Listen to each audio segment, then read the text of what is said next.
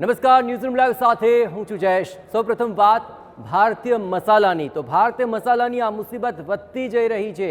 નેપાળે પણ એમડીએચ અને એવરેસ્ટ મસાલા પર પ્રતિબંધ મૂકી દીધો છે। આપને જણાવીએ કે સિંગાપુર, હોંગકોંગ બાદ નેપાળે પણ હવે એમડીએચ અને એવરેસ્ટના મસાલા પર પ્રતિબંધ મૂક્યો છે। બંને મસાલામાં હાનિકારક કેમિકલ મળી આવ્યા હોવાના આક્ષેપ છે।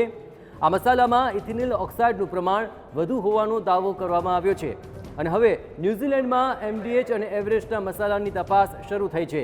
અમેરિકા અને ઓસ્ટ્રેલિયામાં પણ બંને કંપનીના મસાલાની તપાસ ચાલી રહી છે અને બંને મસાલા બ્રાન્ડ ભારતની અંદર લોકપ્રિય છે।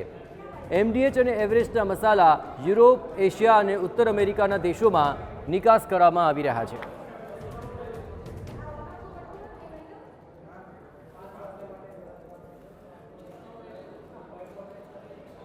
તો એમડીએચ અને એવરેસ્ટના મસાલા હવે મુશ્કેલી તેમાં જોવા મળી રહી છે। આપણે જણાવીએ કે આ બંને કંપનીઓના મસાલાની રૂટીન તપાસ કરવામાં આવી રહી છે અને તપાસમાં મસાલાની અંદર ઇથિલિન ઓક્સાઇડનું પ્રમાણ પણ વધી રહ્યું છે। આપણે જણાવીએ કે સિંગાપુર બાદ મોટાભાગના દેશોએ હવે મસાલાને લઈને તપાસ શરૂ કરી છે। આ ઉપરાંત અહીં તમામ મસાલા જે છે તેમાં મુશ્કેલી એટલા માટે પણ વધી રહી છે કે બંને કંપનીના મસાલાની રૂટીન તપાસની અંદર જે ઇથિલિન છે તે મળી આવ્યું છે કે જે સ્વાસ્થ્ય માટે હાનિકારક છે અને તેને લઈને જ તેની પર પ્રતિબંધ મૂકવામાં આવી રહ્યો છે અને હવે ન્યૂઝીલેન્ડની અંદર પણ આ જ મામલે તપાસ શરૂ કરવામાં આવી છે।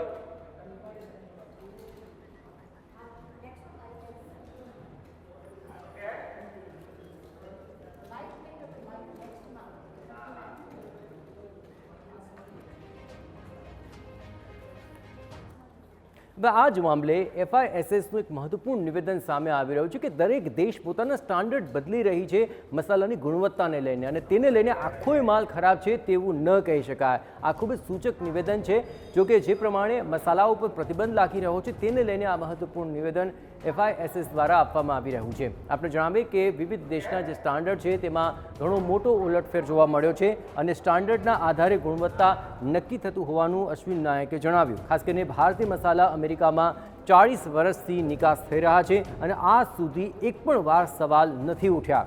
ઇથિલિન ઓક્સાઇડના પ્રમાણને લઈને પણ એફઆઈએસએસના ચેરમેને સ્પષ્ટતા કરી છે કે ઇથિલિન ઓક્સાઇડનો ઉપયોગ પ્રોડક્ટને સ્વચ્છ રાખવા માટે કરાતો હોય છે।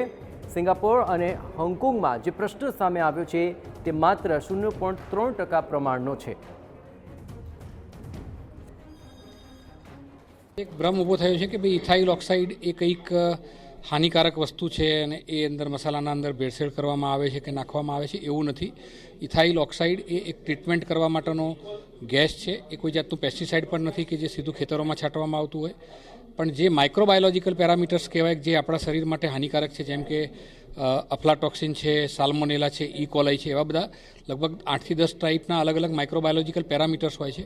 એને કંટ્રોલમાં લાવવા માટે અથવા તો એને કિલ કરવા માટે એક સાયન્ટિફિકલી તરીકાથી એપ્રુવડ જે પ્લાન્ટો હોય એના અંદર કમ્પ્યુટરાઇઝ સિસ્ટમથી આ ઇથાઇલ ઓક્સાઇડના ગેસની ટ્રીટમેન્ટ કરવામાં આવે છે અને એ ટ્રીટમેન્ટ કર્યા પછી આ બધા માઇક્રોબાયોલોજીકલ પેરામીટર્સ નાબૂદ થઈ જતા હોય છે અથવા તો મરી જતા હોય છે। એના કારણે આપણને કોઈ સ્વાસ્થ્યને હાનિ થતી નથી। મસાલાની વિશ્વની કદાચ 70 થી 80% જરૂરિયાતો ભારત પૂરી પાડે છે। $4 બિલિયન આપણું એક્સપોર્ટ્સ છે। હવે જે ઘણી નાની કન્ટ્રીઓ છે અથવા તો જે કન્ટ્રીઓમાં રિસર્ચ નથી થતા એ કન્ટ્રીઓમાં આ બધા ન્યૂઝ ફેલાવાના કારણે એ લોકોમાં પ્રશ્નો ઉદ્ભવ્યા અને એમને અત્યારે ઘણી પ્રોડક્ટો પર અથવા તો ઘણા શિપમેન્ટ ઉપર હોલ્ડ રખાવ્યો કે ભાઈ અમે અમારી એક લિમિટો સેટ કરીએ અથવા તો અમે રિસર્ચ કરી લઈએ પછી તમે એક્સપોર્ટ કરો। તો એ ટાઈપના એક્સપોર્ટ આપણા અત્યારે પ્રભાવિત થાય એવું લાગી રહ્યું છે।